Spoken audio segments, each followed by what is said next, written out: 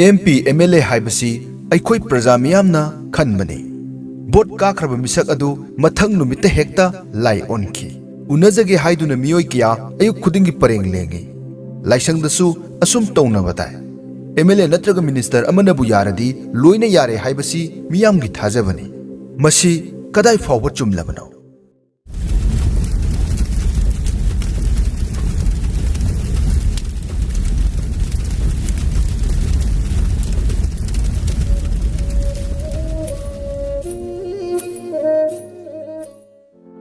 मखोइसु सरकार के अतोप फमनाइबगुम तोलोब फंगलिबनि हाइबसी अदोम खंगबीदबरा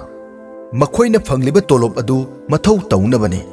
मिहुत ओइरिब मखोइना कोलिब मफम अदुगी दरकार की मतुंग इन्ना सेल काइथरकए मथक्तगे अयाब फंगदुना काइथरकप सेल अदु मफम चाना सिजनौ हाइना थादरकलिब हिरमदुदा सिजननब मखोइना होनगदबने अदुबु फम पाइरिब चही मंगा अदु तौफम थोकप मथौद पुकनिंग चंगबगी महूत मखोइना तौरिबा 20-30% अदुदा अइना तौरे लाउबदा ताम तंखाय अमा खंगजदब मियोय खरदा नहाकना तौबीरे हायहनबदा ताम तंखाय अमा लोइखिबसु खंगौदे तोलोब अमदी अलावेंस पुनसिनदुना था खुदिंगी लुपा लाख अनि मखाय हेन लौखिबा अदुगी 50% खक्ता ओइरबसु थबक तौरमलबदी तोती पाइप खुदिंगी अफाबा इसिंग तारमगने प्राइवेट स्कूल नत्रग कॉलेज ता इचा लाइरिक तमहनबा ngamdre गवर्नमेंट स्कूल दा तंबा तारे हाइदुना कना अमता वानरमलोय कुम खुदिंगी चटनबी ओइना नोंजु था खुदिंगी इसिंग थुमलिबा मफम सिंगदु थुमलमलोय लंबी सोरोक्ता गाड़ी थौरिङै मफम दुगी MLA पेन चैनिंगबा यावरकलिबदु चुमलबने लंबी खुदिमक कोइलास ताफम थोकपा अदुदा काचिन अमदा खरा सेमजिल्लगा एडवर्टाइज तौरिबा महाकी तोलोब कक्लोइदबगी मरम अमा खक्तंग पीबीयु युम्बुरेंबी अमना अयुकी वाई तासिल्लगा अइना वाई तासिल्ले हाइदुना नुमित चुप्पा लेकाइदा लाउबगा MLA मिनिस्टर सिंगना तौरिदुगा करी खेतनरी लेमहौरिबा थबक अदु तौननबा मपानदगी मी नेक्लुगदरा इलेक्टेड सिंगदसु फॉर्मूला असि चपचाना एप्लाई तौबियु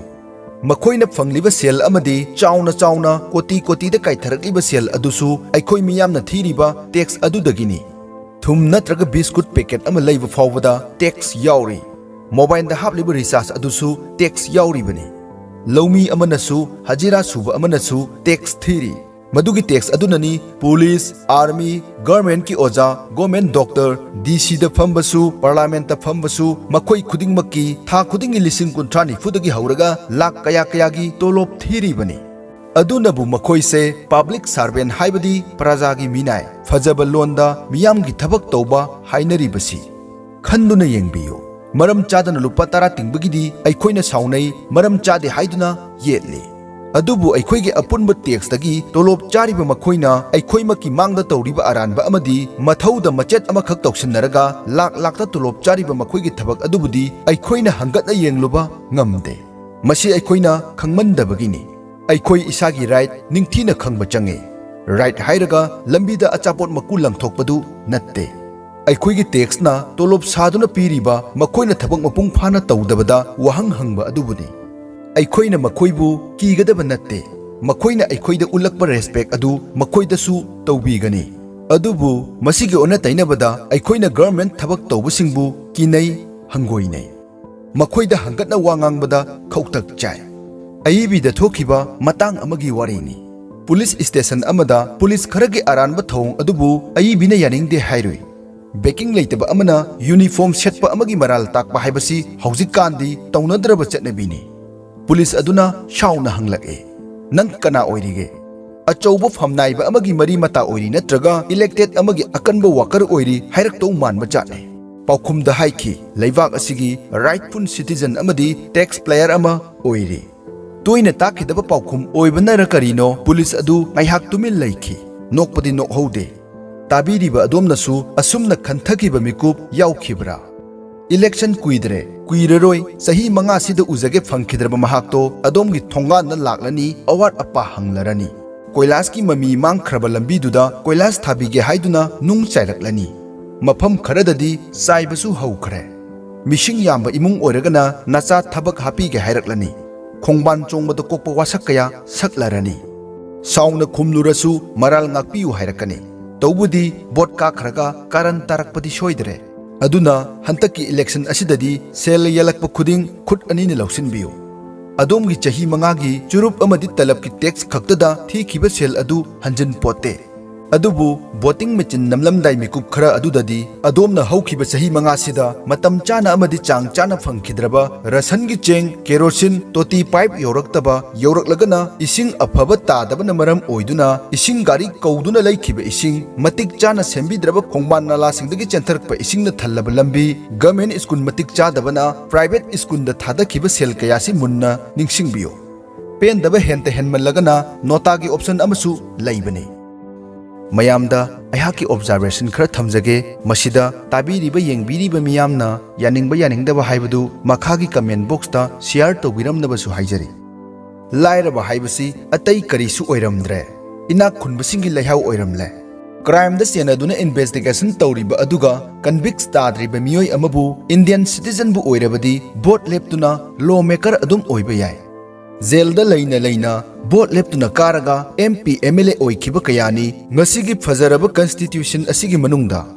ngasiगी एजुकेशन सिस्टम सिदा 33% यौद्रबदी फेल चटली अदुबु इंडिया की इलेक्टोरल पॉलिटिक्स तदी कैंडिडेट अमना 30% यौदना वोटर फंगलबसु माई पाक्तुना लेंगाकपा ओइबा याय हाना याम फरम्बा मियोय ओइरबसु MLA मिनिस्टर की चेयर द फमख्रबदी हेक्ता मवोंग अमा तोरकनी हाइबसी थाजबियो ngasi thokliba crime issue problem sing asi mihut phatabagi loina oirakpa natte lengaklon gi chatna pathapsi soibagini hojik chatnariba system sigi manungda kanagumba miyoi ama paisa yamna pairaklabadi mahakna maram oiraga miyoi kharabudi awabagi ipakta langtharamlabane khunai sida leiriba apum asa namthiba manam awa chaina kholgi tengtha khol khudingmak praja singna phatabagi oirakpa natte chatnariba system sidagi ohelakpane corruption हाइबसी इमुंगदगी नत्रगा लेकाइदगी हौरकप नत्ते अदुगा इमुंगदा लोइसिनबसु यारोय मसिदी ngasiगी सिस्टम सिगी कॉम्पिटिटिव कल्चर असिना थोखलकपने हौजिक ख्वाइदगी चावना सोइरिबसी बोट काखरबा MLA मिनिस्टर सिंह मयामना पामदबा नत्रगा यादबा थबक अमा तोरकप मतमदा मियामगी खुत्ता खुदकता लौथोकप नत्रगा सिंगथबा ngambagi पांगल लैतबा असिनी अमुकपु काखरदी चही मंगानि निंथौ ओइगदौरिबा प्रजा मियामगी फोंगना थादरक सेंफम सेंग हवाई केरोसिल इफोंग फोंगना सगुल तौबदा कनामता करीम खंगनदे